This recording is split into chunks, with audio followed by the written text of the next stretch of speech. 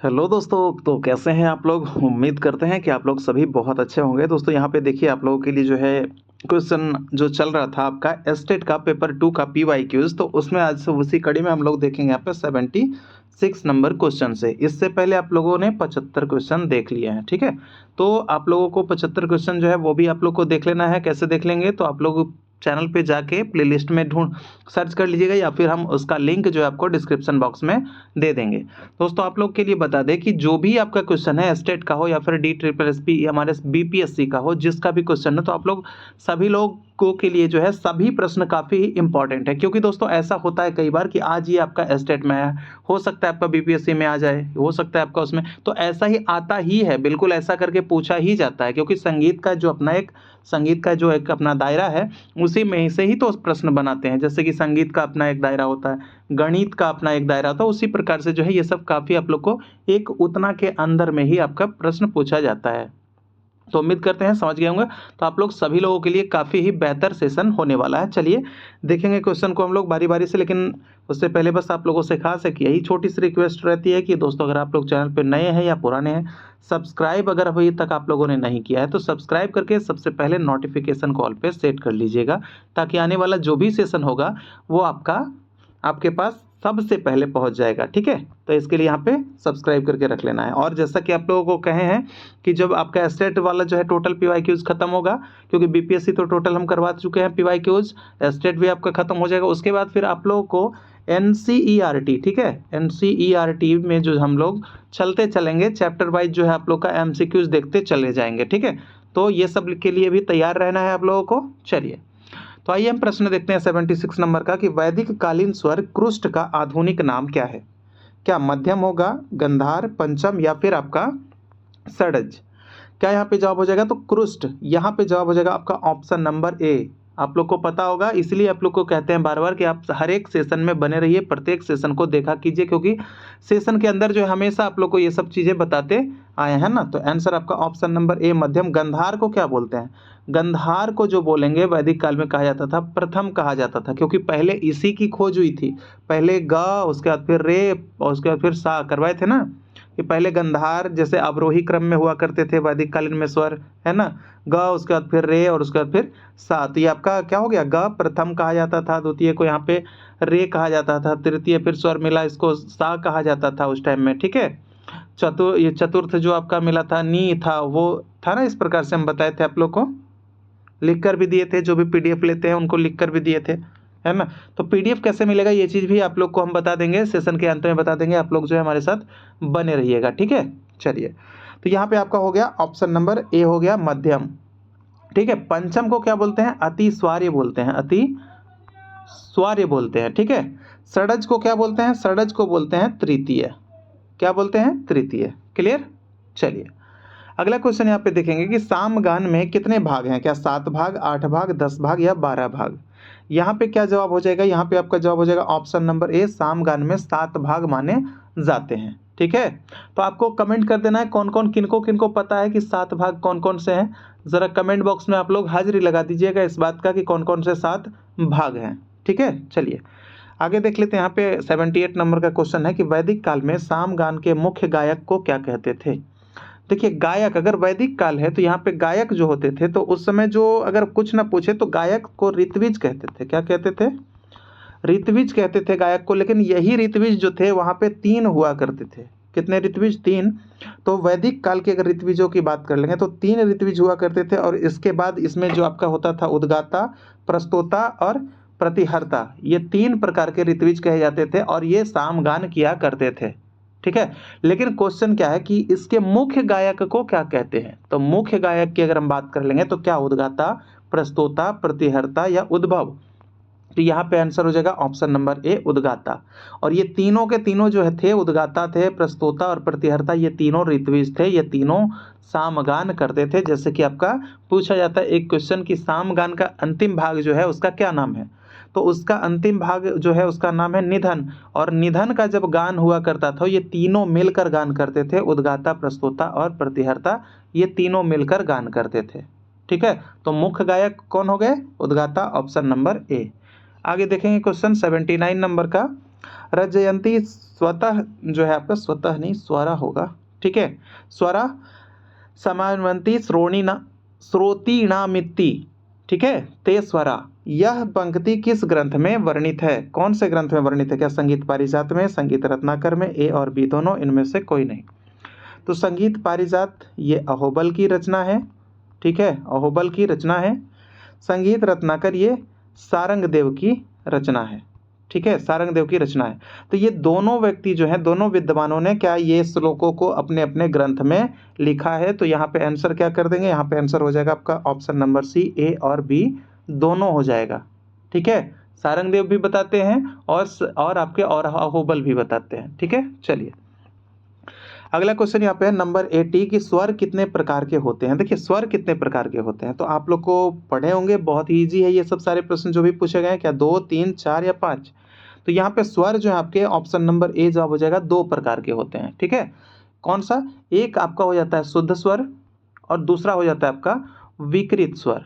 जैसा कि आप लोग को बता दें कि शुद्ध स्वरों की संख्या 7 मानी है, सबने मानी है, ठीक है, सबने 7 मानी है। विकृत स्वरों की संख्या कितनी? 5 मानी है। इस हिसाब से जब पूछे जाते हैं कि कुल स्वर कितने हैं, तो कुल स्वर आपके 12 हैं। यहाँ क्या पूछा? स्वर कितने प्रकार के? तो 2 प्रकार के। आप उधर से भी लेंगे चल और अचल, ठीक है, तो वो भी 2 प्रकार का हो जाएगा। और स्वर जो है आपका शुद्ध और विकृत, ये भी आपके 2 प्रकार हो जाएंगे। तो क्लियर आपका? चलिए आगे देखते हैं। 81 नंबर का क्वेश्चन है कि शुद्ध स्वर के कौन से 2 प्रकार हैं? शुद्ध स्वर के कौन से 2 प्रकार है? क्या चल स्वर, अचल स्वर, ए और बी दोनों, या फिर विकृत स्वर? तो देखिए शुद्ध स्वर जैसे कि आपको पता है कि सा रे ग म प ध और ये आपका नी शुद्ध स्वर है। तो कौन से 2 प्रकार? तो एक तो आपका चल है, ठीक है, चल स्वर जो चलते हैं वो भी शुद्ध है। जैसे कि आपके रे जो है ये आपका एक फॉर्म में आए तो कोमल भी होता है, जैसे आपका ग है अपने फॉर्म में आए तो कोमल भी होता है ना। तो ये शुद्ध वाले भी जो है ये भी आपके 2, ये भी आपके शुद्ध वाले जो हैं ये 2 आएंगे ना उसमें, एक चल में और दूसरा अचल में। तो शुद्ध स्वर के कौन से 2 प्रकार होते हैं? ठीक है, तो नंबर 81 आपका ऑप्शन नंबर सी हो जाएगा, ए और बी दोनों होता है, ठीक है। यानी शुद्ध स्वर चल भी होते हैं और अचल भी होते हैं। तो शुद्ध स्वर के 2 प्रकार हो जाते हैं, आपका चल और अचल। जैसे कि आपका षडज है, ये नहीं चलता है, तो ये भी तो आपका शुद्ध स्वर है। रे ग, ठीक है, म और ध नी, ये सब क्या है? ये सब चलते हैं, जो अपने स्थान से ऊपर या नीचे होते हैं, तो वही तो है आपका शुद्ध स्वर। तो शुद्ध स्वर में आपका अचल कह लें तो अचल भी आपका ये भी एक प्रकार है और चल भी एक प्रकार है, ठीक है। चलिए अगला क्वेश्चन 82 नंबर का हो जाएगा कि विकृत स्वर के कौन से 2 प्रकार हैं?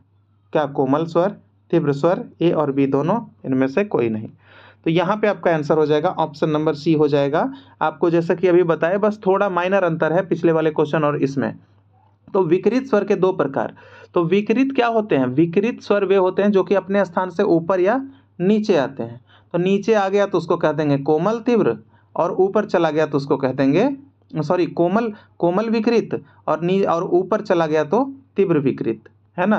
तो ये आपके विकृत के दोनों प्रकार हो गए, कोमल स्वर और तीव्र स्वर, ये दोनों क्या है? विकृत के प्रकार है। कोमल में जैसे कि आपको पता होगा रे कोमल होता है, रे ग ध और नी। लेकिन तीव्र स्वर हमारे भारतीय संगीत में एक माना गया है, जो कि आपका मध्यम को माना गया है ना। इसी प्रकार से ये जो आपके विकृत कहलाते हैं, टोटल क्या कहला जाते हैं? विकृत, यानी कि अपने स्थान से ऊपर नीचे होते हैं, कुल को अगर मिला देंगे तो विकृत कहलाते हैं। इनकी स्वरों की संख्या 5 हो जाती है। विकृत जो है 2 प्रकार के हो जाते हैं, एक कोमल विकृत और दूसरा तीव्र विकृत। रे ग ध और नी ये कोमल हो जाता है, और एक आपका ये, तो कुल मिलाकर 5 हो गए, ठीक है। चलिए अगला क्वेश्चन 83 नंबर का कि उत्तर भारतीय संगीत में कौन से स्वर अचल कहे जाते हैं? अचल, अचल जैसा कि नाम से स्पष्ट है कि यानी कि वे स्वर जो चलते नहीं हैं, यानी ऊपर या नीचे आपके नहीं होते हैं वे स्वर, वो अचल कहलाते हैं। तो कौन सा वैसा स्वर है? तो आपको भी बताया कि रे ग ध नी और म ये जो है अचल हैं, लेकिन यहाँ पे वो चल हैं, लेकिन यहाँ पे पूछ रहा है कि अचल यानी जो नहीं चलते हैं, क्या सा ध सा प सा रे सा म। तो यहाँ पे आंसर हो जाएगा ऑप्शन नंबर बी आपका सा और प, ये अचल स्वर कहे जाते हैं। चलिए अगला क्वेश्चन 84 नंबर का कि उत्तर हिंदुस्तानी संगीत पद्धति में कौन से स्वर चल स्वर की श्रेणी में आते हैं। यानी चल स्वर की श्रेणी में कौन कौन से स्वर जो हैं चलते हैं, तो आपको बताया कि रे, गा, मा, धा और नी, ये क्या है, ये चल स्वर की श्रेणी में आते हैं। ये चलते हैं या ये ऊपर नीचे होते हैं, ये क्या होते हैं, ये विकृत भी होते हैं, है ना। तो यहाँ पे पूछा कि चल स्वर की श्रेणी में, तो रे भाई, तो रे है ना यहाँ, तो हाँ एक तो आपका रे हो जाएगा, ग भी है आपका, ग भी हो जाएगा, ध है और नी है, तो ध और नी ये भी हो जाएगा। तो यहाँ पे आंसर क्या हो जाएगा, उपर्युक्त सभी, यानी कि यह सभी, यहाँ पे ये सभी क्या है, ये चल है। और जैसा कि आपको बताया सा और प केवल यही स्वर अचल है। ठीक है, चलिए अगला क्वेश्चन 85 नंबर का यहाँ पे है कि श्रुति व स्वरों के रहने का स्थान क्या कहलाता है। तो यहाँ पे क्या कहलाता है, ग्राम, मूर्छना, घर, सप्तक। तो देखिए श्रुति और स्वर यानी हम लोग, यानी जो भी आप इंसानों की भी तुलना कर लेंगे या फिर किसी चीज़ की अगर तुलना करते हैं, तो जो भी रहते हैं वो कहाँ रहते हैं, अपने गांव में रहते हैं, है ना। मान लीजिए कोई शहर का नाम तो उस समय प्रचलित नहीं था, शहर तो उस समय नहीं था बहुत बड़ा ज़्यादा, तो सब गांव के नाम से ज़्यादा था, अपना कस्बा कहा जाता था, है ना। तो यहाँ पे जहाँ जो कोई भी रहता है वो कहाँ पे रहता है, तो जैसे हम लोग अपने गांव में रहते हैं, ग्राम में रहते हैं, उसी तरह से श्रुति और स्वरों के रहने का स्थान क्या कहलाता है, ग्राम कहलाता है। ऑप्शन नंबर ए आपका जवाब हो जाएगा।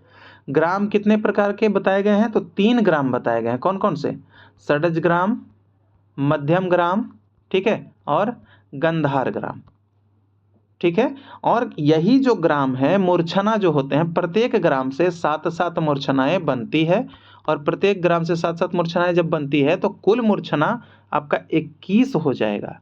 ठीक है, श्रुति व स्वर रहते हैं कहाँ, ग्राम में, और ये जो मूर्छना जो दिख रहा है ये ग्राम पे आश्रित होता है, ये मूर्छना जो है ग्राम पे आश्रित होता है। ठीक है, तो उसका जो रहने का स्थान है वो ग्राम है, और मूर्छना ग्राम पर आधारित होता है, मूर्छनाओं की उत्पत्ति भी ग्राम से होती है।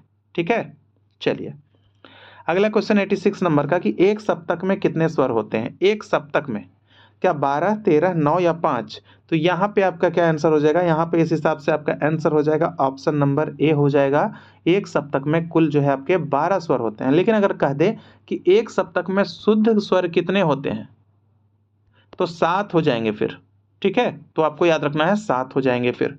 क्लियर, अगले क्वेश्चन की तरफ देखेंगे 87 नंबर का कि विकृत स्वर कितने हैं। फर्स्ट वाला क्वेश्चन में ही क्लियर कर चुके थे, 12, 13, 9 या 5। तो विकृत स्वर आपका हो जाएगा ऑप्शन नंबर डी, 5 आपको बता दिए थे, रेगा, मा, धा, नी। ठीक है, ये 5 जो है स्वर आपके विकृत हो जाते हैं। चलिए अगला क्वेश्चन 88 नंबर का क्वेश्चन है कि सप्तक के प्रथम भाग सारे गामा प को क्या कहते हैं। देखिए सप्तक जो आपका होता है उसमें स्वर क्या होते हैं, सा, रे, ग, म, प, ध और नी। ठीक है, तो यहाँ जो ये आपका जो है ये आपको इस हिसाब से जो है यहाँ पे बांटा गया है। एक भाग इधर रखा जाता है, और दूसरा भाग म, प, ध और नी, दूसरा भाग इधर रखा जाता है। तो हमसे सारे गामा का पूछा है ना, तो हमसे ये जो पूछा है आपका सारे गामा का, तो यहाँ पे अगर हम बात कर लेंगे, ये इसको कहते हैं, ये सप्तक के पहले भाग को क्या कहते हैं, पहले भाग को कहते हैं पूर्वांग, दूसरे भाग को, अंतिम भाग को क्या कहते हैं, उत्तरांग। तो हमसे स्वर अब हम देख लिए कि पूर्वांग में कौन कौन से स्वर आ गए, सारे ग म आ गए पूर्वांग में, और यहाँ पे क्या दिया हुआ है, सारे ग म दिया हुआ है, उसको क्या कहेंगे, तो हमें तो पता ही है कि इसको क्या कहते हैं, पूर्वांग कहते हैं। आंसर लगा लेंगे ना ऑप्शन नंबर ए को कि इसको कहते हैं पूर्वांग। और वही म प ध नी अगर होता तो उसको क्या कहते, उत्तरांग कहते। ठीक है, ये आपका हो जाता उत्तरांग। क्लियर, चलिए उत्तरांग आपका म प ध नी। आगे देख लेते हैं क्वेश्चन यहाँ पे क्या है 89 नंबर का कि पाश्चात्य संगीत में कितने स्वरांतर माने गए हैं। क्या semitone, major tone, minor tone या यह सभी। तो पाश्चात्य संगीत में स्वरांतरों की अगर हम बात कर लेंगे तो यहाँ पे हो जाएगा तीनों स्वरांतर माने गए हैं, ये तीनों आपका हो जाएगा। तो यहाँ पे आंसर ऑप्शन नंबर डी को लगाना है, यह सभी हो जाएगा। ठीक है, इसमें देखिए सेमीटोन बताए थे ना, सेमीटोन कितना, तो 16/15। ठीक है, मेजर टोन 9/8 का माना जाता है, और माइनर टोन कितना 10/9 का माना जाता है। ठीक है, तो ये आपको, ये भी स्वरांतर है, ये आपको याद रखना। अभी आगे क्वेश्चन आ रहा है उसका हम करवाते हैं अभी आपको। चलिए अगला क्वेश्चन नंबर 90 यहाँ पे देखेंगे कि पाश्चात्य संगीत का शुद्ध स्वर सप्तक किस राग के समान है। कौन से राग के समान है पाश्चात्य संगीत का शुद्ध स्वर सप्तक। तो देखिए सबसे पहले ज्ञान होना चाहिए कि पाश्चात्य संगीत के शुद्ध स्वर सप्तक को क्या कहते हैं, ई मेजर। ई मेजर जो हमारा है वही पाश्चात्य संगीत का शुद्ध स्वर सप्तक कहा जाता है। और इसको जो, और हमारे यहाँ का कौन सा है, बिलावल।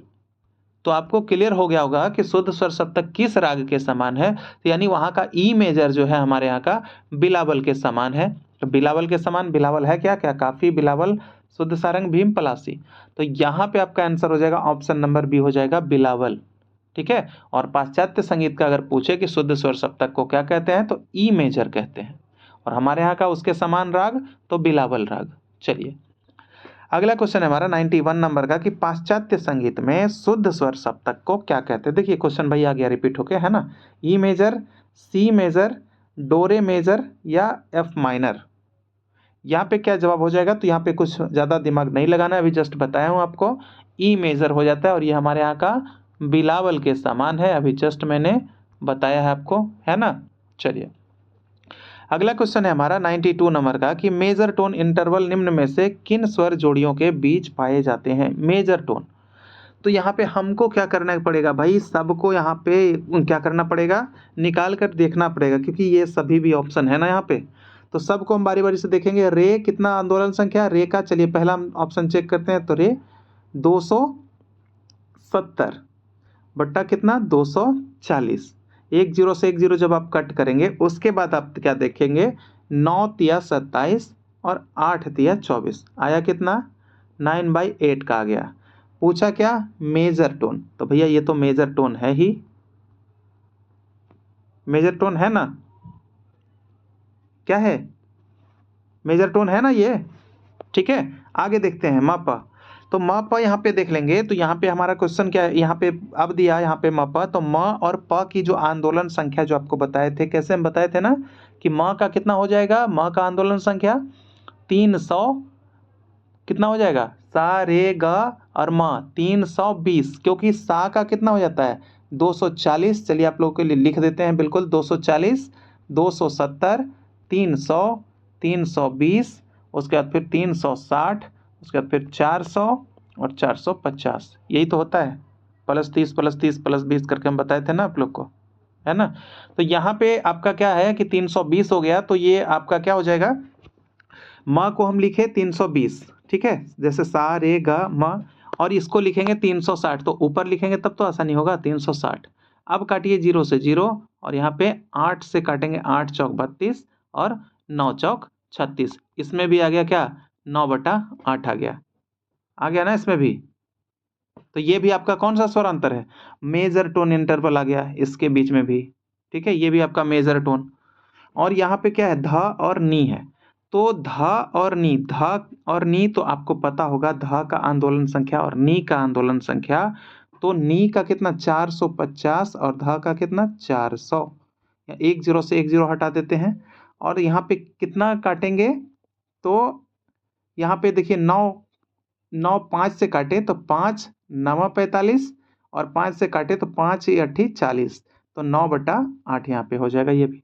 तो इस हिसाब से हमारा क्या निकला यहाँ पे, इस हिसाब से हमारा जो निकला यहाँ पे ऑप्शन नंबर डी निकला। ये सभी आपके हो जाएंगे, ठीक है, ये सभी आपका हो जाएगा ऑप्शन नंबर डी। तो इस तरह से जो है आपको निकाल कर जो है देख लेना है, मैं इसलिए कर रहा था ताकि आप लोग जो है इसको निकालना सीख जाएं, है ना। आंदोलन संख्या याद कर लीजिएगा, टोटल बताए थे आप लोग को, वो याद रहेगा, तो ऐसे प्रश्न जो है नहीं छूटेंगे। चलिए निम्नलिखित में से माइनर टोन किस स्वरों के मध्य पाया जाता है। माइनर टोन क्या, रेगा, पधा, ए और बी दोनों, इनमें से कोई नहीं।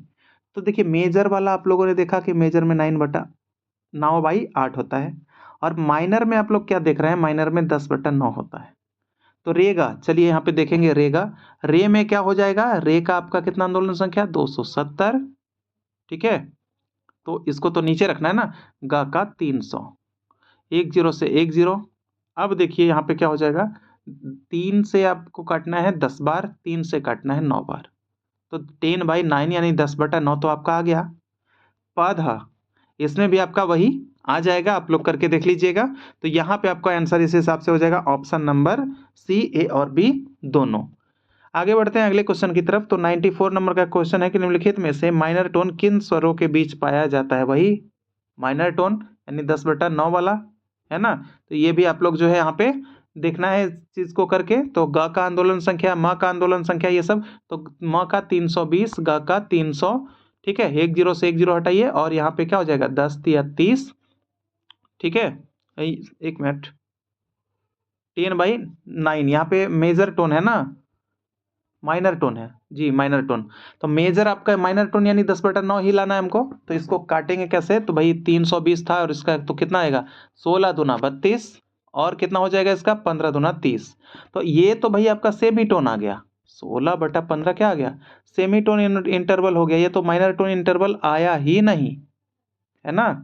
तो यहाँ पे आप लोग को क्या करना है, नी और सा को देख लेना है उसी प्रकार से। तो नी और सा में क्या होता है, सा रे गा मा पा धा नी। तो नी कितना 450 और यहाँ पे ये कितना आपका ठीक है, नी है ना 450 और तार सा को लेना है ना, तार सा। तो चलिए 480 होता है चार तार सा का, इसको ले लेते हैं। यहाँ पे काट देंगे 10 से 10 और यहाँ से क्या करेंगे 6 से काटेंगे, यहाँ पे काटेंगे इसको। तो 9 × 5 = 45, 8 × 6 = 48, नहीं ऐसे नहीं, इसको 48/45, ठीक है। ये कैसे कटेगा कितना से, तो 16 तिया 48 और 15 तिया 45, ये भी आपका क्या आ गया 16/15, यानी ये भी आपका सेमी टोन आ गया, ठीक है। तो यहाँ पे माइनर टोन पूछ रहा था तो मिला तो नहीं।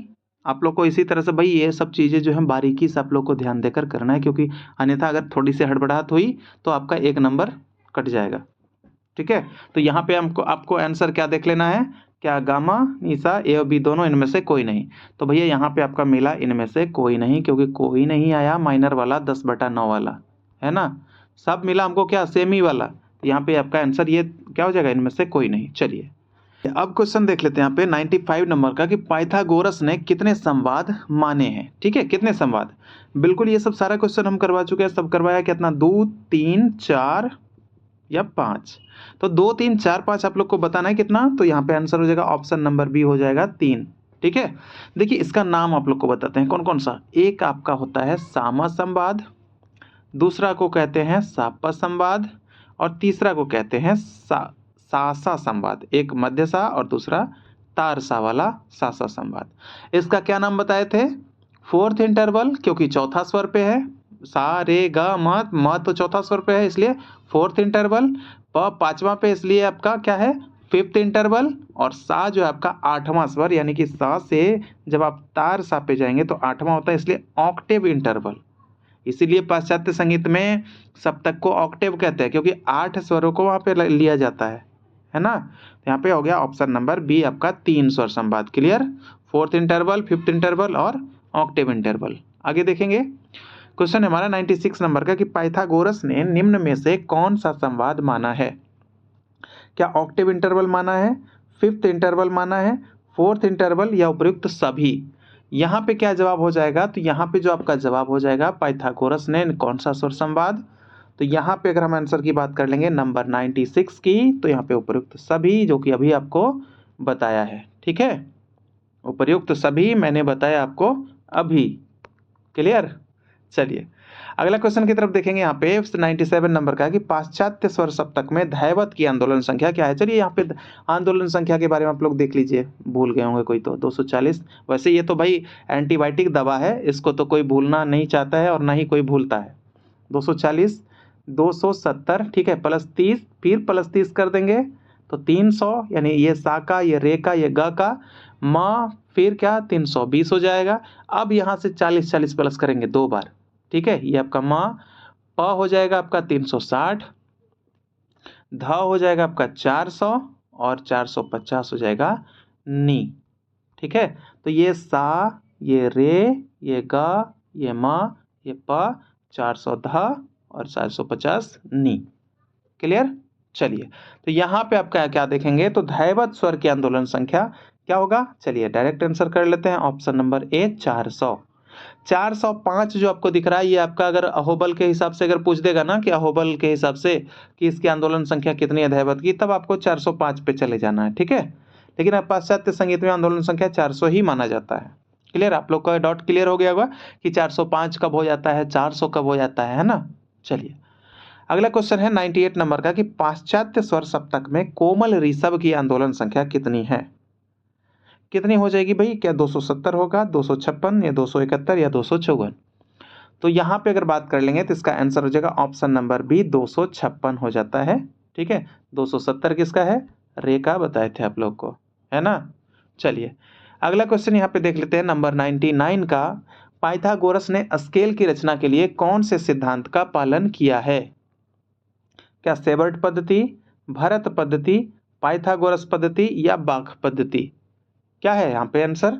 तो इन्होंने जो स्केल की रचना किए हैं, वो जो बनाए हैं, वो जो है खुद अपने सिद्धांत पे ही, यानी उसका क्या नाम था, तो पाइथागोरस पद्धति भी नाम उसका था, ठीक है। यही पद्धति, यही सिद्धांत के द्वारा जो है उन्होंने पाइथागोरस ने स्केल की रचना की है, ये ध्यान रखना है। देखिए मेरे दोस्त, अब जो बोले थे आप लोग को पीडीएफ के लिए, तो पीडीएफ के लिए दोस्तों आप लोग को 199 का पेमेंट करना है, केवल 199 का, जो कि है कुछ ज़्यादा नहीं आप लोगों के लिए। अगर देखें तो भाई क्लास जब करेंगे कहीं पे तो इससे बहुत ज़्यादा खर्च करना पड़ता है ना। तो आप लोग को 199 में जो है टोटल जो भी आपका करवाए हैं प्रीवियस पीडीएफ जो है, लगभग ज़्यादा तो नहीं होगा, 100 क्लास का पीडीएफ होगा और बाकी वो मिलेगा। और उसके बाद फिर आने वाला जो भी सेशन होगा वो आपको मिल जाएगा। तो वहाँ पे, और उससे पहले जैसा कि आप लोग को पता होगा कि टेलीग्राम पे भी पीडीएफ देते थे, है ना। तो वो पीडीएफ वगैरह वहाँ से जो है हमें टाइम के अभाव के कारण हम नहीं बना पा रहे थे, इसलिए। लेकिन आप लोगों ने कहा कि पीडीएफ चाहिए ही मुझे, तो इसलिए आप लोग को जो है पीडीएफ के लिए जो दोस्तों जो लोग रखना पड़ा है, पेमेंट करना पड़ता है हमको भी, तो इसलिए आपको 199 आप लोग को पेमेंट करना पड़ जाएगा, है ना। तो यहाँ पे कैसे आप लोग को करना है पेमेंट, तो इसके लिए व्हाट्सएप नंबर दे रहा हूँ पहले 9122366282, ठीक है। ये व्हाट्सएप नंबर है और इस पे आप लोग को जिनको भी पीडीएफ चाहिए आप लोग लिख दीजिएगा कि पीडीएफ चाहिए, ठीक है, पीडीएफ चाहिए। वहाँ उसके बाद आप लोग को स्कैनर प्रोवाइड करवा दिया जाएगा और स्कैनर के माध्यम से आप लोगों को पेमेंट करके, और उसके बाद फिर आप लोग को रेगुलर पीडीएफ लेते रहना है, और पीडीएफ आपके एग्जाम्स तक आप लोग को दे देंगे, ठीक है। चलिए, तो उम्मीद करते हैं समझ गए। चलिए आगे बढ़ चलते हैं। यहाँ पे क्वेश्चन हमारा यहाँ पे तो देख लिए, यहाँ पे क्या हो गया, पाइथागोरस। क्वेश्चन नंबर 100 यहाँ पे, दो टोन वाला स्केल किसे कहते हैं। क्या natural scale, Pythagoras scale, diatonic scale, या इनमें से कोई नहीं। तो दो टोन वाला स्केल जो कहते हैं किसको, diatonic scale, option number C, major और माइनर, दो टोन वाला। और डाया का अर्थ पूछा जाता है कि डाया का अर्थ क्या होता है, तो डाया का अर्थ दो होता है, और डाया से डायटोनिक बना है, यानी डायटोनिक स्केल आपका आंसर, दो टोन वाला स्केल डायटोनिक स्केल।